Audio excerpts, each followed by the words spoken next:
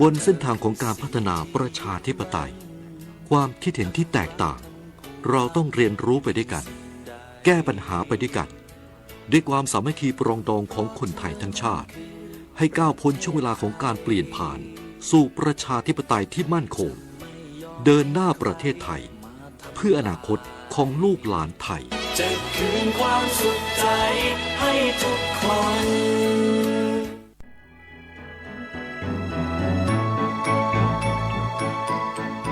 การปกครองระบอบประชาธิปไตยจะมีความมั่นคงก้าวหน้าเพียงใดขึ้นอยู่กับการที่ประชาชนในชาติรู้จักสิทธิเสรีภาพทำหน้าที่ตามความรับผิดชอบและมีคุณธรรมเมื่อมีความคิดเห็นที่แตกต่างเราจึงต้องเรียนรู้และแก้ปัญหาไปด้วยกันด้วยความสามัคคีปรองดองของคนไทยทั้งชาติเพื่อก้าวสู่ประชาธิปไตยที่มั่นคงรู้สิทธิรู้หน้าที่ตามวิถีประชาธิปไตย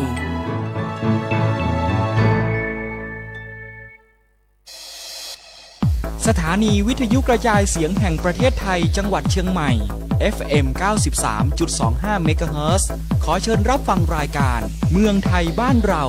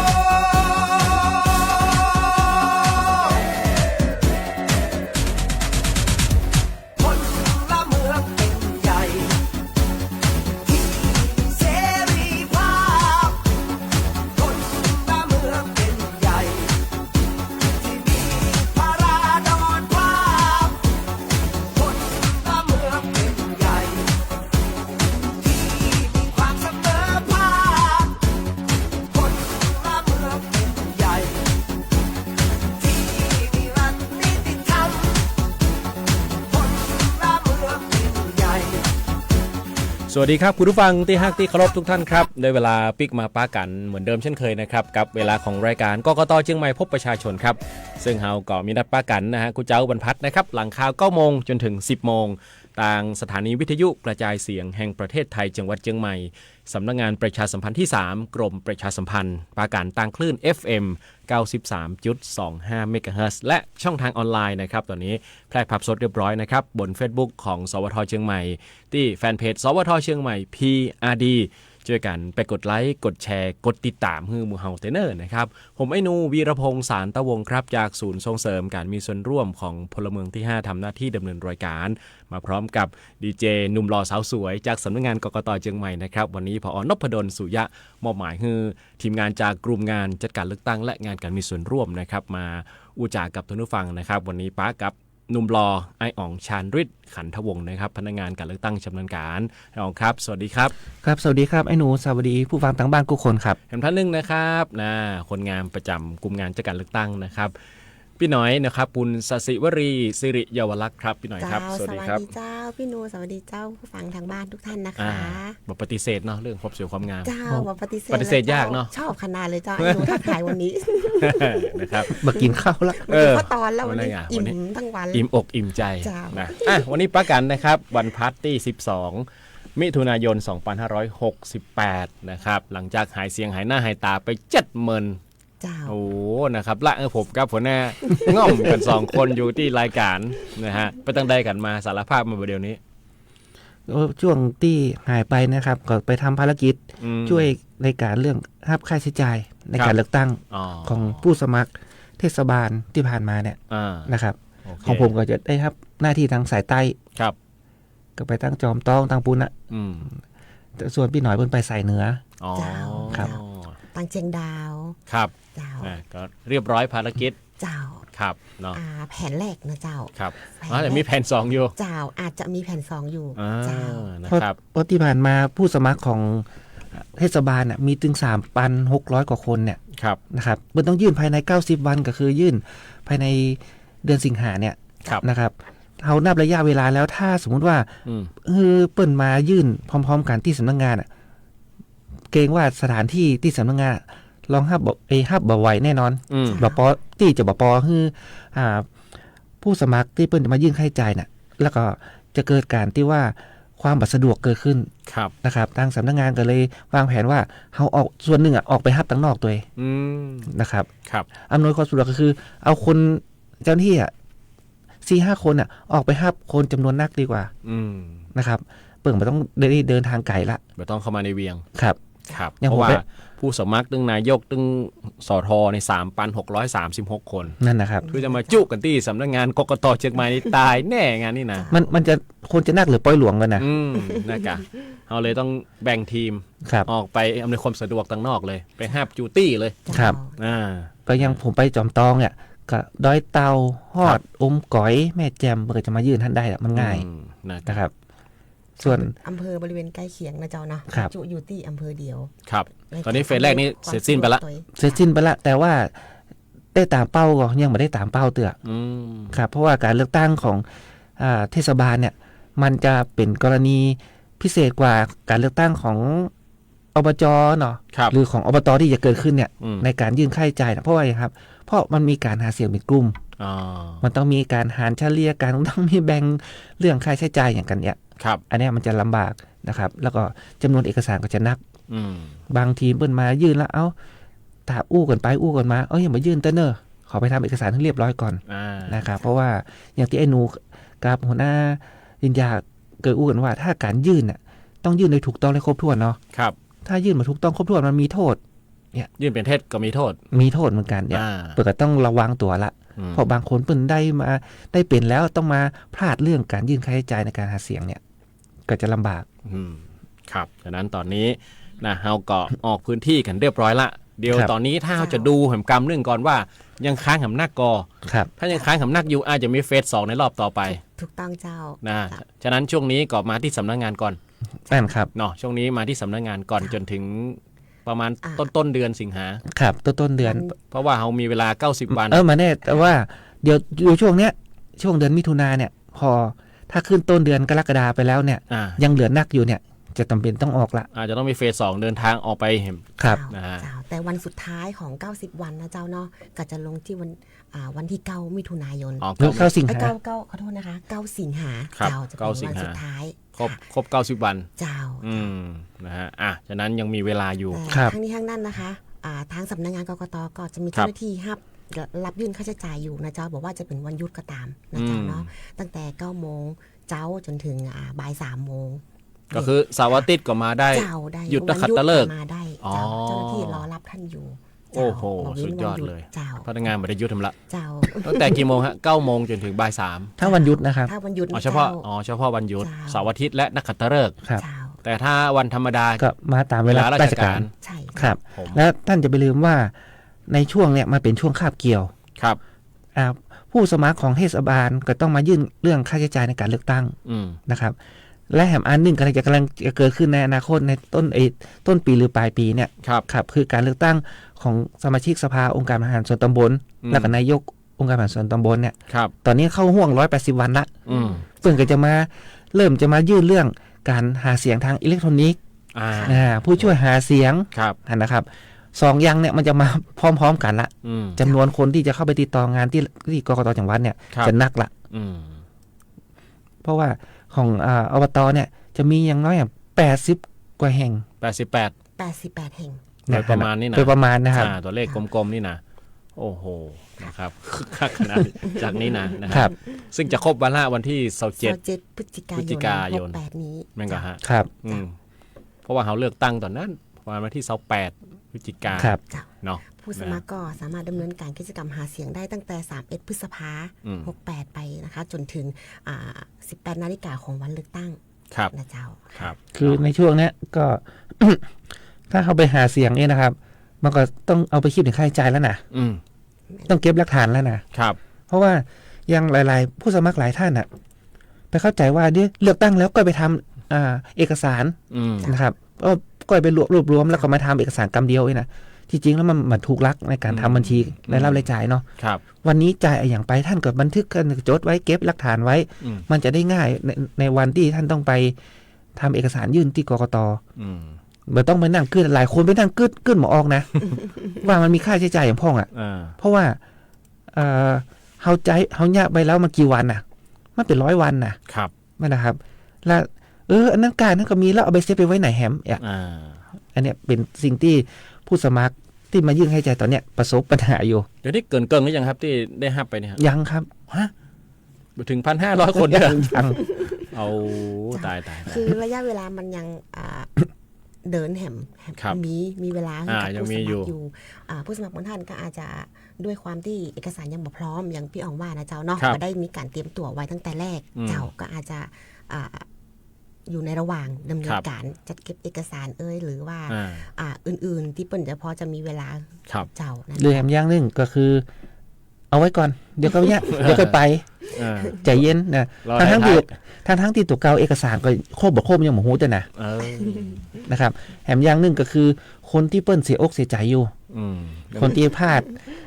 ในการเลือกตั้งที่ผ่านมาเนี่ย ทำใจไม่ได้เตือ ทำใจไปได้เตื้อเพิ่นก็ยังบ่อยากไปเตื้อ ครับ หรือตีนร้ายกว่านั้นหรือว่านักกว่านั้นน่ะที่เฮาบ่อยากให้เกิดขึ้นก็คือว่าบ่อยากไปปะคนผู้สมัครด้วยกันที่เคยแข่ง อืม หรือว่าเคยลงสมัครด้วยกันและหาเสียงเป็นคู่แข่งกันเนี่ยบ่อยากไปปะกันที่หั่น อ่า ซึ่ง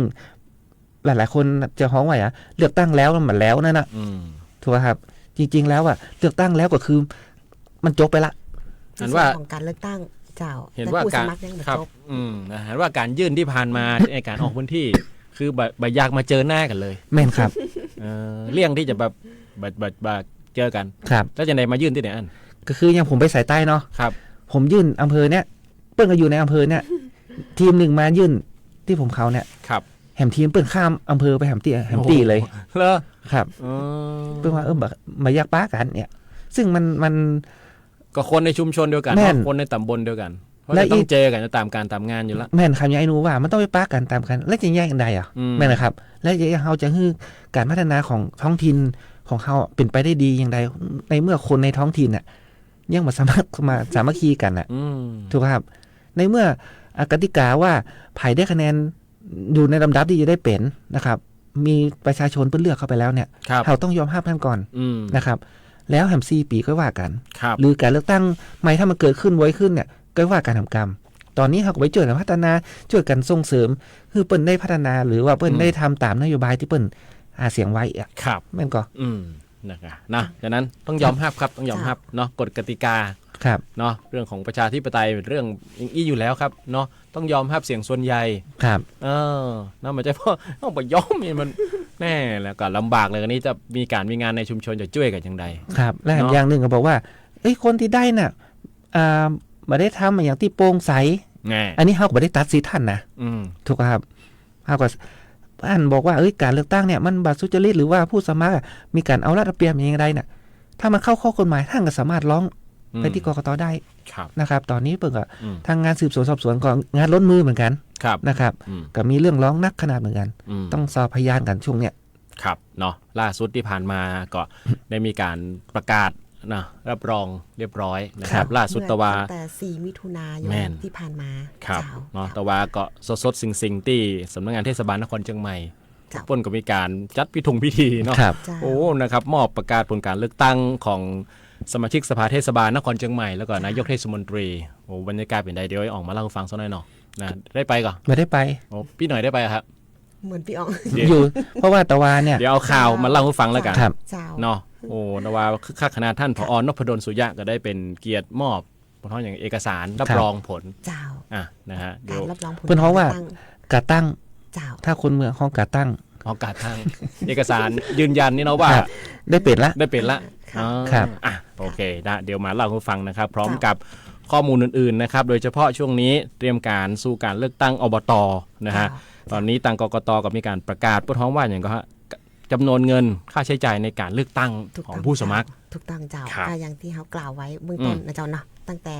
31 พฤษภาคม ครับ 68จนถึงวันเลือกตั้ง ครับเดี๋ยวเขา 6 โมงแรงเจ้า มาลงรายละเอียดกัน ลงรายละ มา เอียดกัน เพราะว่า นะ ค่อนข้างจะหนักอยู่เหมือนกันนะครับ เจ้า นั่นจะฟังอยากจะมีส่วนร่วมนะฮะอยากอู้จากก็เฮาครับไปอ่องโทรมาได้ก็ครับ ครับ053 276 793ครับ ครับ053276793นะครับอู้จาสนทนากันหรือว่าจะแนะนำเพลงม้วนๆเข้าสู่รายการก็ได้นะครับกับรายการกกตเชียงใหม่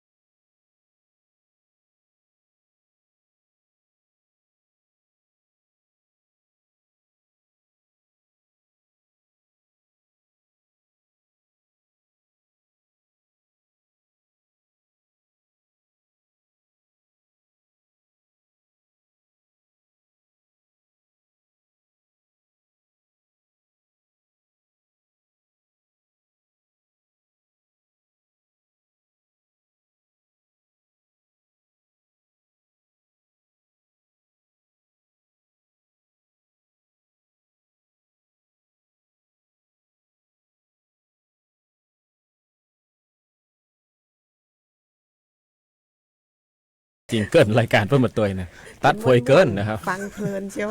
กำลังเพลินนะบุ้มเข้ามากำเดียวนะครับดอกหญ้าในป่าปูนครับเวอร์ชั่นของน้องต้นเข้านะฮะตอนนี้เป็นแชมป์52 สมัยแล้วนะครับในรายการดวลเพลงชิงทุน 2025 FC นักขนาดไปด้วยนี่นะฮะ 52 สมัยนี่กี่วันนี่เลยนี่ ก็พอเจ้าจนใกล้นะครับเนาะเห็นมูเงินรางวัลแต่นี้น่าจะเกิดล้านไปละนะครับ50 กว่าสมัยนะครับเงินไปถึงล้านเตือนนะครับก็ต้องชื่นชมเนาะ ครับ จากละออนเปิดร้องเพลงเปิดหมวกนะฮะ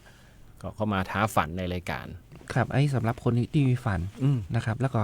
มีฝันอย่างเดียวปัจจัยจะเกิดอย่างขึ้นนะครับ ท่านต้องลงมือทำตัวเอง อ่า ครับต้องฝากให้ละออนมาเดียวอ่ะก็คือมีทุกคนมีฝันอ่ะ ครับ แต่ทุกคนก็นั่งอยู่หน้าจอแล้วก็ไม่ได้ทำอะไรอย่าง ถูกป่ะครับ มันก็บ่เกิดผลในอย่างสักอย่าง แม่น มีแต่ความเพ้อฝันอย่างเดีย ฝั วน แล้วต้องลงมือท อ่า ำเจ้า ในเมื่อลูกๆหลานๆเนี่ยชอบอยู่หน้าจอก็ต้องสร้างคอนเทนต์สร้างอย่างเงี้ยเดียวมันมีช่องทางให้ได้อยู่แล้ว ถู นะ ก ครับ ต้อง แต่ปัจจัยว่าจะเล่นเกมหรือว่าอยู่กับไอ้จอสี่เหลี่ยมน่ะจนบ่เอาอย่างอื่น อืม นะครับ ตอนเนี้ยร่างกายมันก็ต้องได้รับการเพื่อว่าอย่างก็ออกกำลังพ่องอย่างพ่อง แม่น นะครับมาเดี๋ยวนี้ได้มือถือได้อย่างเนี้ยยันนิ่งทุกคนละ ออกอยู่ล้อเนี่ยก็สไลด์ขึ้นสไลด์ลงนี่เหรอ อันน่ะ เนี่ยถ่ายขึ้นถ่ายลงนี่เราออกกำลังกายก็ เจ้า แค่ขยับ สมาธิตัวหน่อยเจ้าให้อัดมาได้นะเจ้า เออ มันมาได้สมาธิก็คือ การที่เขาเล่นเกมเนี่ยกลายเป็นทำให้มาสมาธิสั้น ถูกต้อง ครับ เพราะ อ ภา ด พ ทนเนี่ยอย่างบอกใครได้ละ ครับเพราะภาพที่มันเกิดขึ้นในมือถือน่ะถ้าเป็นภาษาก็คือเฟรนเรทมันไว ครับ นะครับทำให้คนเนี่ยมีความรู้สึกว่าไอ้อย่างทุกอย่างต้องเร่งด่วนหมดละ ถูกฉะนั้นเนาะวางพ่อง ครับ ทำกิจกรรมอย่างอื่นพ่องเนาะมีความฝันก็ต้องลงมือทำ แม่น เจ้า ไม่ใช่เพ้อฝันอย่างเดียว แม่น ต้องลงมือทำแต่ ครับ มันถึงจะเป็นความสำเร็จได้ ครับ นะ เพราะในโลกความเป็นจริงอ่ะทุกอย่างที่จะประสบความสำเร็จได้เนี่ยมันไม่ได้มาได้ง่ายได้นะ อืม ต้องมีความอดทน ต้องมีความพยายามแหม ครับ นะครับ อันนี้กำลังอู้ถึงซีรีส์ อ๋อ 7 ตอนที่กำลังโด่งดังอยู่ในตอนนี้ครับ อ๋อสงครามทรงดวนนะ สงครามทรงด่วนนะครับ ตอนแรกผมกับถ้าอู้เรื่องนี้นะมันได้ข้อคิดนักขนาดได้หลายแง่หลายมุมเลยนะครับ ครับ เพราะว่า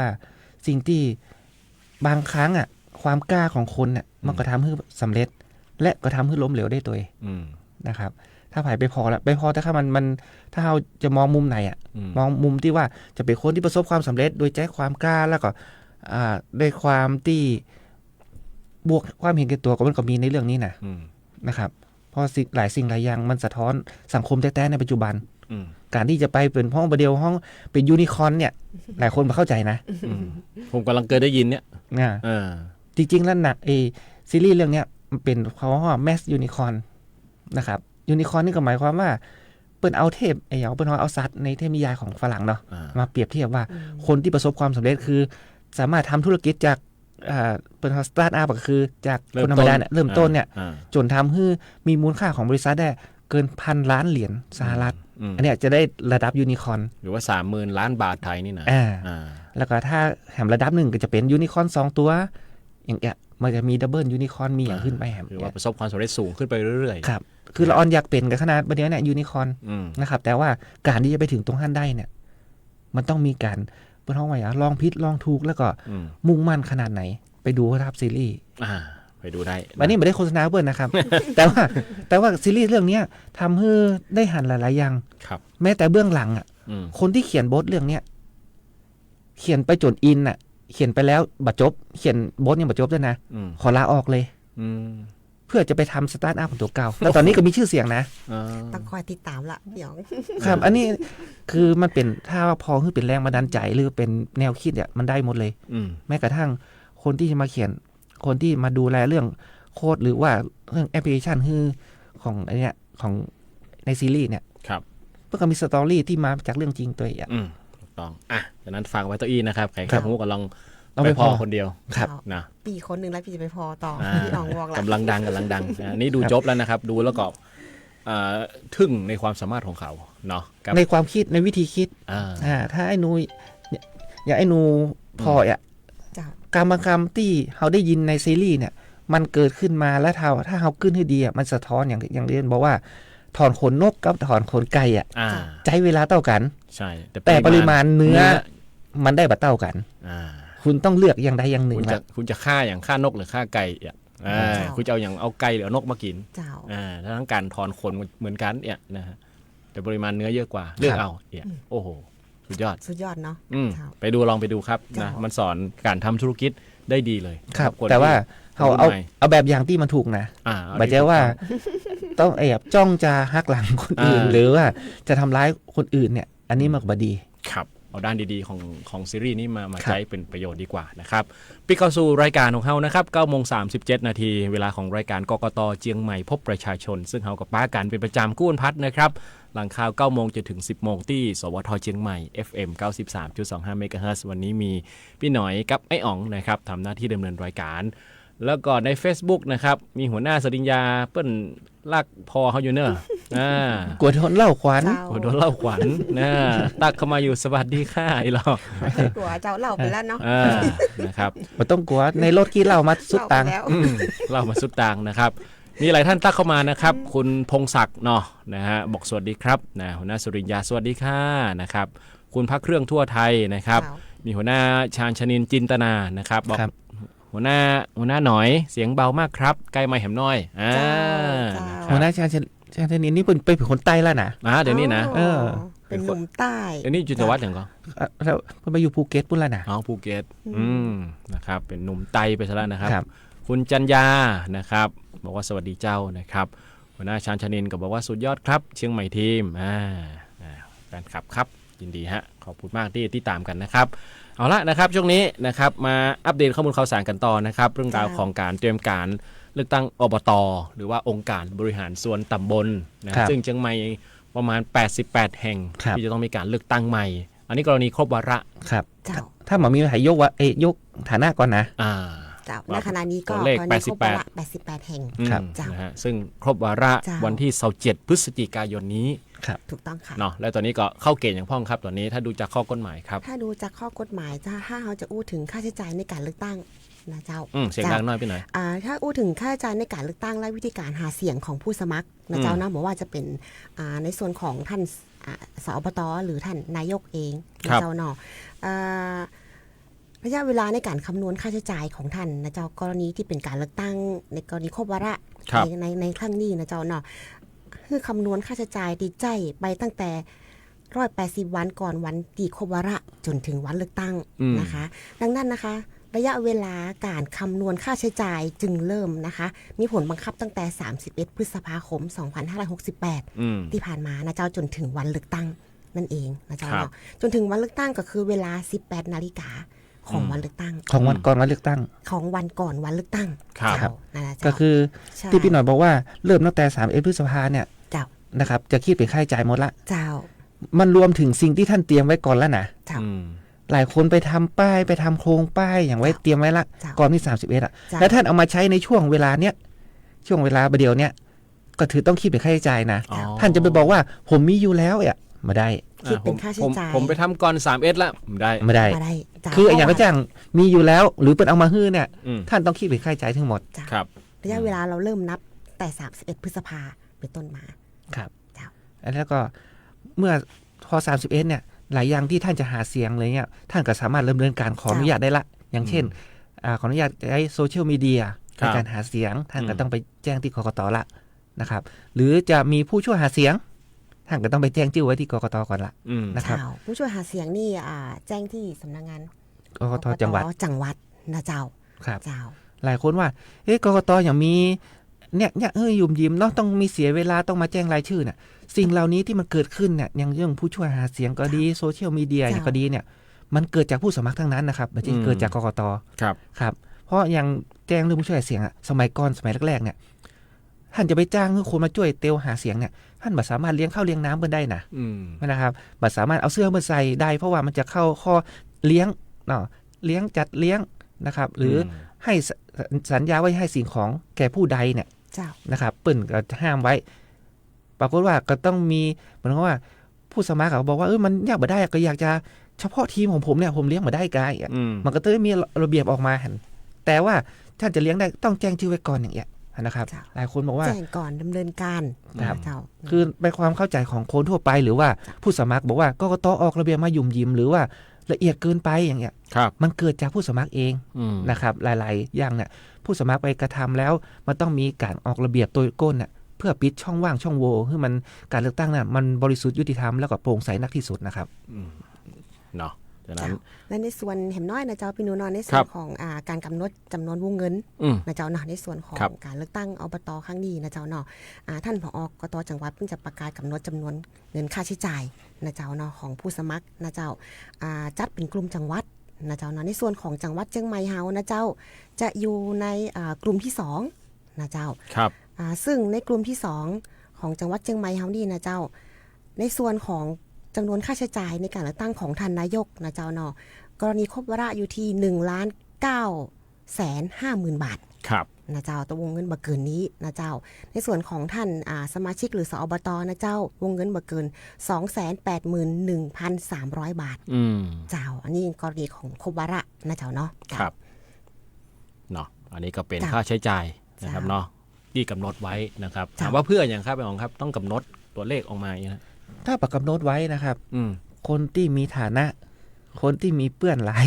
อืม มีเจ้าหมูนัก อืม จะได้เปรียบ เจ้า อ๋อ เป็น กา การ รประชาสัมพันธ์มาเท่าเทียมแห่ง การ อืม เกิดการได้เปรียบเสียเปรียบในการเลือกตั้ง เจ้า อืม นะครับ เพ เพราะ ราะ ว่า ผมมีตังค์เนี่ย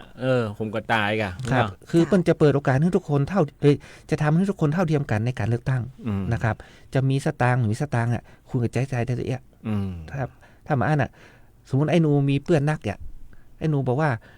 คนนั้นก็เอานี่มาฮื้อเอาป้ายมาฮื้อผมไม่ได้จ่ายสักบาทอะ อืม แต่สิ่งที่มันเกิดขึ้นในการหาเสียงอ่ะไอ้หนู ครับ มีนักกว่าเปิ้นหมดอ่ะ อ่า ถูกป่ะครับเนี่ยอันนี้มันคือสิ่งที่กกตก็วางระเบียบให้ทุกคนมีความเท่าเทียมกันนักที่สุดในการเลือกตั้ง อืมถือว่าดีเนาะ เจ้านอกจากมีข้อมีการกำหนดวงเงินค่าใช้จ่ายแล้วยังหมดปอนะเจ้ากกตเปิดยังมีข้อห้ามในการหาเสียงตัวเองอันนี้ก็ลองไปศึกษาดูนะเจ้าในกรณีของผู้สมัครที่จะสมัครในการเตรียมตัว อืม นะเจ้า ครับ มันจะ แล้ว มี ก็ ข้อห้ามในการหาเสียงอยู่ ครับ ค่ะ สำหรับว่าที่ผู้สมัครถ้าอู้เรื่องการเตรียมตัวเนี่ย เจ้า นะครับท่านต้องศึกษาข้อกฎหมายให้ดีนะ อืม ท่านต้องศึกษาระเบียบแล้วก็เช็คตัวเก่าให้ดี คุณสมบัติลักษณะต้องห้าม ครับว่าเขา ต้องเป๊ะ มีคุณสมบัติแล้วก็บักเข้าลักษณะต้องห้าม ครับ บางคนมีเพราะว่ามีคดีอยู่เนี่ย อืม ท่านไปเช็คก่อนนะครับว่าคดีท่านเนี่ยสามารถลงสมัครได้ก่อนท่านถึงแม้ว่าท่านจะพ้นจากคดีนั้นมาแล้วเกิน5 ปีหรืออย่างเงี้ย อืม ต้องเช็คก่อนว่าในเนื้อหาการคำพิพากษานะมันเป็นอย่างไรเพราะการเลือกตั้งของเทศบาลที่ผ่านมาก็ดี ครับ ของเลือกตั้งอบจที่ผ่านมาก็ดีนะครับคนจะพลาดเรื่องนี้กันนัก เจ้า เพราะมีคดีมีคดีมาเป็น10 กว่าปีแล้วเนี่ย อืม ก็เข้าใจว่าผมสมัครได้ละเนี่ยพอมาสมัครแล้ว แต่เนื้อหาคำพิพากษาน่ะมันไปเข้าลักษณะต้องห้าม อืม ท่านก็ถูกมองว่าดำเนินคดีต่อหำละเพราะว่าอย่างครับ รู้ตัวอยู่แล้วว่ามันมีสิทธิสมัครแต่ไปสมัคร อืม เนี่ยครับหรือในกรณีบางคนเนี่ยเข้าใจว่า ผมไม่ได้ไปใจซิทธิ์ตอนสส ครับ นะครับ แต่ตอนอบจเนี่ยผมไปใจซิทธิ์ละ อืม ซิทธิ์ผมปิกมาละผมก็ไปสมัครตอนเทศบาลเนี่ย อันนี้ก็ยังมีอยู่นะครับ อืม เขาพยายามเน้นย้ำอยู่ตลอดเวลาว่า ตอนนี้กฎหมายมันเปลี่ยนแล้ว ครับ นะครับ ถ้าถูกจำกัดซิทธิ์น่ะจะต้องถูกจำกัดซิทธิ์ไปจนครบ2 ปีนะครับ อันนี้กรณีบอกไปใช้สิทธิ์เลือกตั้ง แม่น นะ ถ้า เจ้าเนาะ ถ้าผมว่าจะไปใจซิทธิ์เลือกตั้งน่ะนะครับ แล้วไม่ได้แจ้งเหตุด้วยนะครับ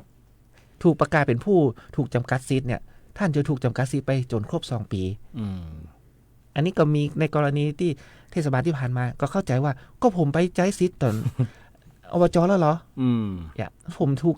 จำกัดซิทธิ์ได้ๆเนี่ย อืม อันเนี้ยครับนี่ หรือว่าซิดจะปิกไม้เนาะ แม่น อันนี้คืออ ม เป็นกฎหมายเก่าที่สิทธิ์กลับมา ถ้ามาใช้สิทธิ์ในการเลือกตั้งครั้ง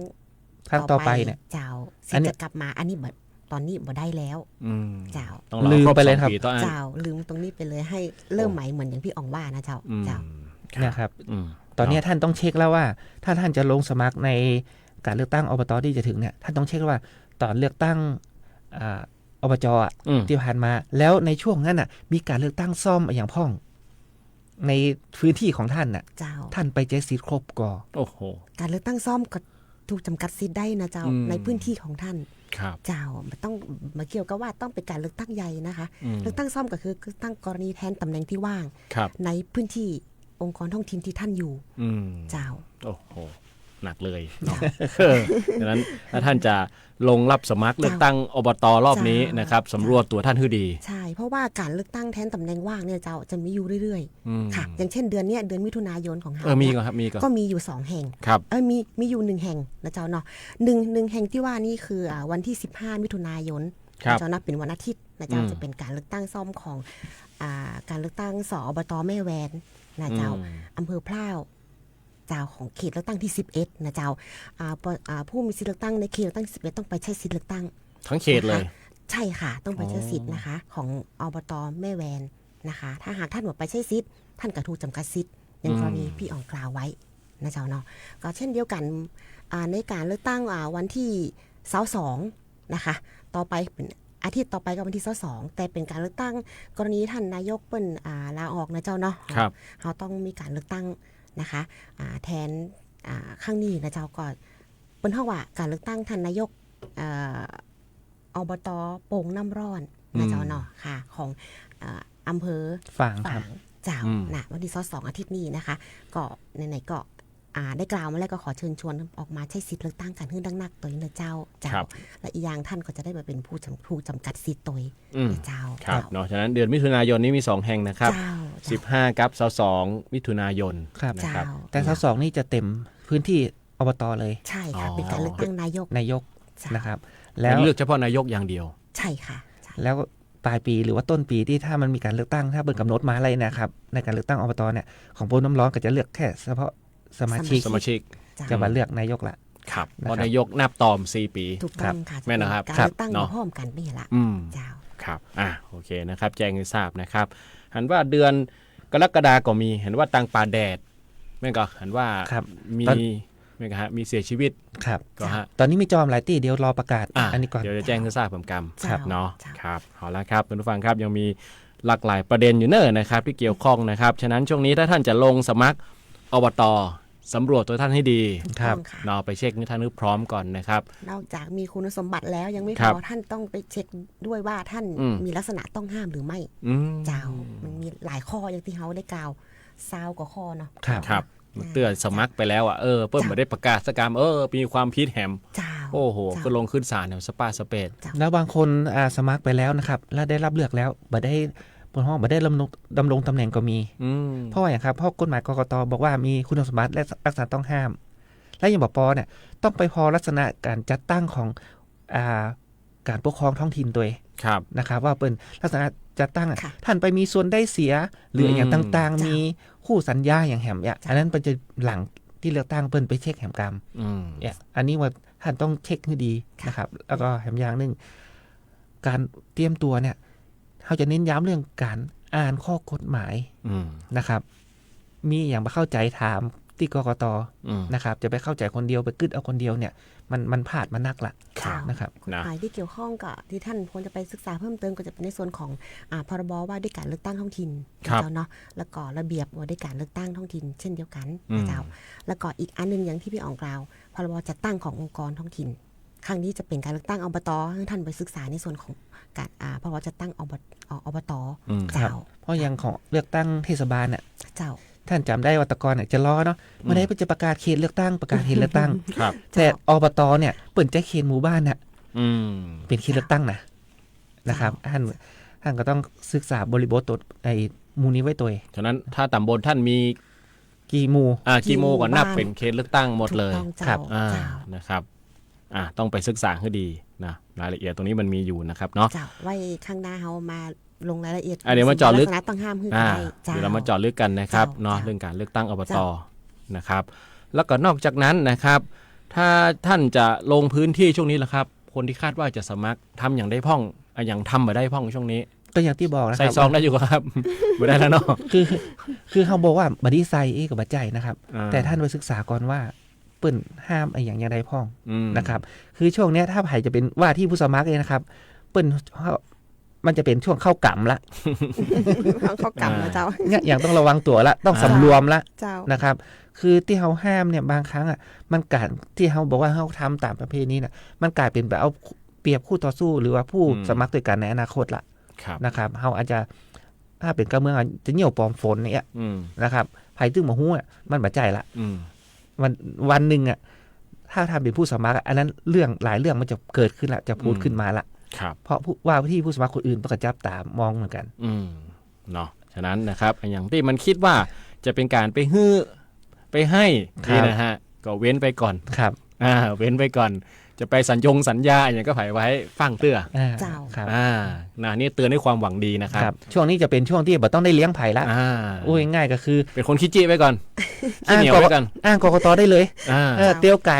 เปิ้นนั่งกินอันนี้กลางกันโอ้มารถเจ้ามือมาละบ่ได้ช่วงนี้เดี๋ยวกกตเปิ้นว่าฮะเนาะกกตอ้างได้เลยครับเนาะแต่การมีงานที่บ้านที่อย่างไปได้ปกติเนาะไปเตอะไปร่วมในประเพณีของชุมชนในหมู่บ้านร่วมได้ปกติเลยคือท่านต้องแยกกันต้องแยกให้ชัดเจนถ้าท่านจะไปหาเสียงท่านไปหาเสียงนะครับถ้าไปช่วยการช่วยงานท่านจะบอกอู้เรื่องการหาเสียงจะไปอันนี้ถ้าท่านเอาไปรวมกันเมื่อใดนะโอกาสพลาดจะสูงครับถึงแม้กกตบอกฮู้เจ้าบ้านฮู้ครับคู่แข่งนั่นจะฮู้อยู่มีคนเก็บข้อมูลไว้หมดครับครับเนาะด้วยความห่วงใยและปรารถนาดีนะครับคาดว่าจะเลือกตั้งประมาณเดือนเนี่ยฮะมีเสียงสอบถามเข้ามาน่าจะต้นปีครับต้นปีเพราะว่าภายใน45วันเนาะกรณีครบวาระก็จะประมาณวันที่11 12ประมาณนั้นนะครับ11 12มกราคมครับถ้า45วันนี่นะเนาะจะเป็นวันเด็กหรือจะหลังวันเด็กจะต้องลุ้นกันดูคือถ้าเป็นการเลือกตั้งพร้อมกับนักเนี่ยทางกกตจะกำหนดให้เป็นวันเดียวกันนะครับแต่ถ้ามันเป็นการเลือกตั้งซ่อมหรือว่ามันมานักอย่างเงี้ยมันอาจจะประตรงกันทั้งประเทศนะครับนั้นก็ลองดูปฏิทินหน้าพอคนเดียวได้45วันหลังจากครบวาระเนาะอาจจะไปเคาะเตื้อไอ้หนูจะบอกว่าวันนี้เลยก็บ่ได้เตื้อบ่ได้เตื้อต้องรอกกตกลางเนาะเพื่อจะกำหนดมากำนั่นก่อนครับผมเอาละเวลาจะหมดจะเสี่ยงแล้วนะครับฝากรายละเอียดเพราะว่าฝากเบอร์โทรไปสักหน่อยบ่ครับเผื่อว่าท่านผู้ฟังหรือว่าเนี่ยจะไปยื่นค่าใช้จ่ายเทศบาลนี่อยู่เนี่ยเอกสารยังมีบ่ครบแต่มันต้องยังแหไม่ออกครับจะสอบถามตัวใดได้บ้างมายื่นก็ศึกษารายละเอียดในการเอกสารให้พร้อมก่อนก็ได้หรือโทรมาปรึกษาก่อนก็ได้เจ้าเพราะว่าก็มีบางท่านบางกรณีเหมือนกันที่ท่านมายื่นแล้วมันยังบ่จบนะเจ้าเนาะท่านต้องกลับไปหาข้อมูลหาเอกสารเพิ่มเติมหารายละเอียดเพิ่มเติมอีกก็มีครับที่เบอร์นะครับ053-112-347-8 ต่องานพรรคการเมืองนะครับถ้าท่านจะยื่นเรื่องค่าใช้จ่ายหรือท่านจะถามเรื่องข้อกฎหมายลักษณะต้องห้ามอย่างเงี้ยได้บ่ได้น่ะท่านก็ต่อไปที่การสืบสวนและสอบสวนและพรรคการเมืองเนี่ยได้เลยนะครับเป็นดูแลเรื่องนี้อยู่ครับผมโอเคนะครับนอกจากนั้นก็สอบถามเพิ่มเติมได้เลยเนอะนะครับถ้าท่านเผลอไปเนี่ยคนเดียวท่านอาจจะเข้าข่ายความผิดอย่างก็ได้ครับว่าช่วยสอบถามกกตถามเจ้าหน้าที่เพิ่นก่อนครับแล้วก็หัวหน้าลียาบอกกับฟังมาว่าลองเช็คเรื่องวันยื่นค่าใช้จ่ายให้ดีเนอร์อย่างเงี้ยครับเฮาเอาปิดดีกว่าว่าเฮาจะเน้นย้ำว่าภายใน90วัน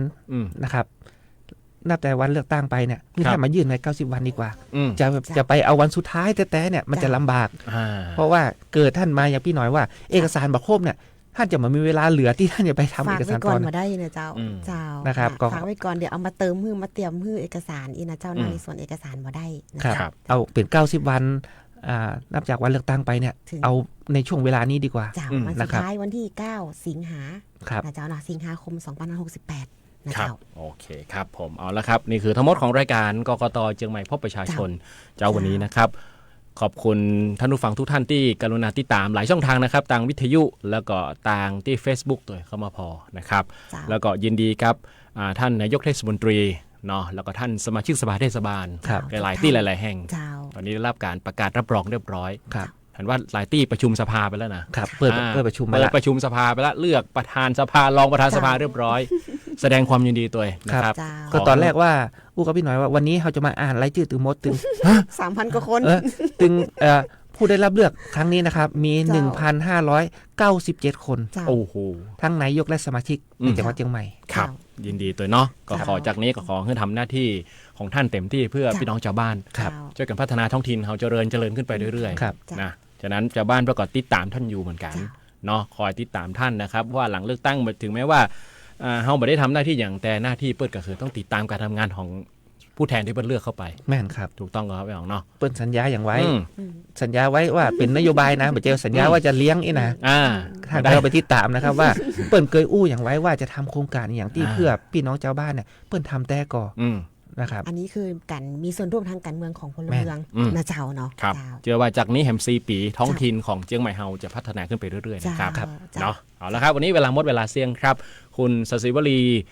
สิริเยาวลักษณ์นะครับ เจ้า ไอ้อ๋องชาญฤทธิ์ขันทวงศ์นะครับไอ้หนูวีรพงษ์สารทวงศ์พร้อมทีมงานก็คนลากันไปก่อนนะครับปะกันใหม่วันผัดหน้าครับ สวัสดีครับ สวัสดี ครับ เจ้า เพียงได้เจอยังละเมอเพลอหาแกยังจะคอยเธออยู่ทุกเวลา คนบ้านนายังอุตส่าห์รอเธอ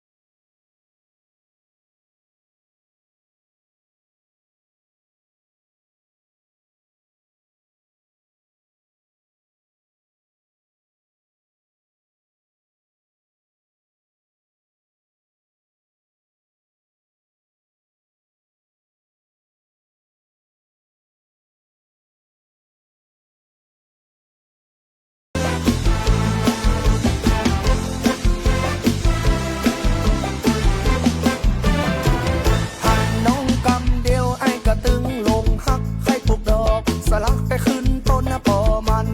นอนนะเมื่อคืนไอ้พอรับฝันทัน ฝันว่าคนงามได้มาเกี่ยวมาก่อนน้ำพริกจัดปลาลิมเลิงใครฮือมันเปิงตอกกับยอดตะพักนอก ฝันว่าน้องเขามาเกี่ยวมากอดไอ้มากึดใจฮอดไอ้พอใจบ่ดี